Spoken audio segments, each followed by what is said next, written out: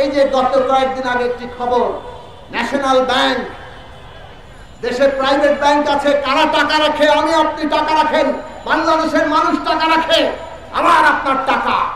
এই সব টাকা লুট হয়ে যাচ্ছে, লক্ষ লক্ষ কোটি টাকা তারা ঋণ খেলাপি করে ফেলছে, তারা লক্ষ লক্ষ কোটি টাকা বিদেশে পাচার করছে। এইভাবে ব্যাংকগুলো উজাড় করার ফলে আজকে ব্যাংক সংকটে তারা এখন দুর্বল ব্যাংকগুলোকে একটু সবল ব্যাংকের সাথে মার্জার করাচ্ছে, ন্যাশনাল ব্যাংককে সেই জায়গায় নিয়ে এসেছে। তারপর মালিকানা বদলে কাকে দিল? ওই এসালম কোম্পানিকে, যাদেরকে ইতিমধ্যেই 7টা ব্যাংক দেওয়া হয়েছে, 7টি ব্যাংক, এখন 8টি ব্যাংক এক কোম্পানি এসালমের কর্তৃত্বের মধ্যে। এসালমকে, এসালম হচ্ছে এই সরকারের ঘনিষ্ঠতম মিত্র, ঘনিষ্ঠতম বন্ধু, যারা হচ্ছে এই সরকারের টাকশাল, তাদের সমস্ত লুটের ধন যারা এই এসালম কোম্পানি তারা দেখভাল করে রাখে।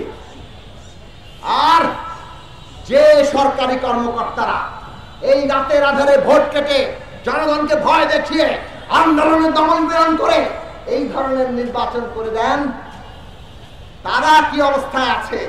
ওই যে পুলিশের আইজিপি বেনজির আহমেদ, তার নামে এখন 1000 কোটি টাকার সম্পদ, চাপে পড়ে দুদক দিয়ে লোক দেখানো একটা তদন্ত করাচ্ছে, কিন্তু আসলে নিজেদের মধ্যে ঝগড়াঝাটির কারণে তার খবর পত্র পত্রিকায় চলে এসেছে। এ হচ্ছে টিপ অফ দি আইসবার্গ, মানে বরফের যে বিরাট চাই তার সম্মুখ কিংবা উপরিভাগ। বাংলাদেশের সরকারি কর্মকর্তারা যারা বিভিন্ন গুরুত্বপূর্ণ জায়গাগুলোতে আছেন, এইভাবে হাজার হাজার কোটি টাকা লুটপাট, দখল, সম্পদ আহরণ, এর বিনিময়ে কিন্তু এই সরকারকে ক্ষমতায় রেখেছে।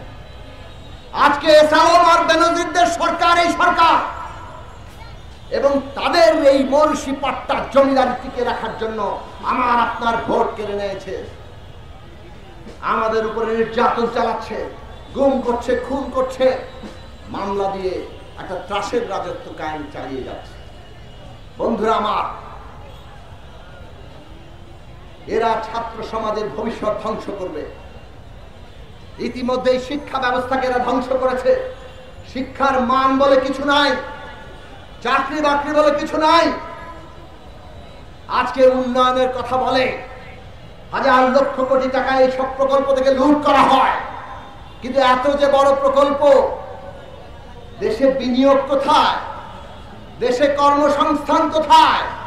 এই প্রশ্ন করে মুখে যখন কুলু, তখন তাদের কাছ থেকে আর কোনো উত্তর পাওয়া যায় না।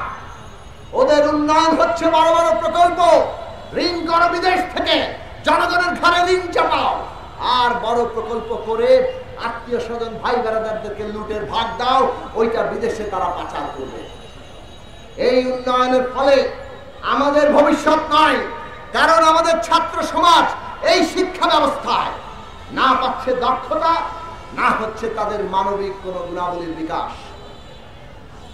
আমাদের ছেলে মেয়েরা যদি ভালো মতো একটু ইংরেজিও শিখত, নিজেরা তো বাংলাও শেখে না, আর ইংরেজি মাধ্যমের শিক্ষা মারিয়ে রেখেছে, কিন্তু ন্যূনতম তাদের ইংরেজি শিক্ষাও না। সাধারণ ভাষাগত দক্ষতা, শিক্ষার সামান্য দক্ষতা যদি থাকতো, আমাদের দেশ থেকে হাজার হাজার লক্ষ লক্ষ কর্মীরা বিদেশে যাচ্ছে, মধ্যপ্রাচ্যে, সারা দুনিয়ায় প্রবাসী শ্রমিক হিসেবে কাজ করছে, তারাই দেশের টাকা পাঠায়, তাদের রেমিটেন্সের টাকায় এই রকম উন্নয়নের বাহাদুরি। কিন্তু আজকে তারা দক্ষ শ্রমিক হিসেবে এখান থেকে গেলে এই যারা টাকা পাঠাচ্ছে এরাই তাদের এই শ্রমে অন্তত দ্বিগুণ টাকা বেশি পাঠাতে পারত।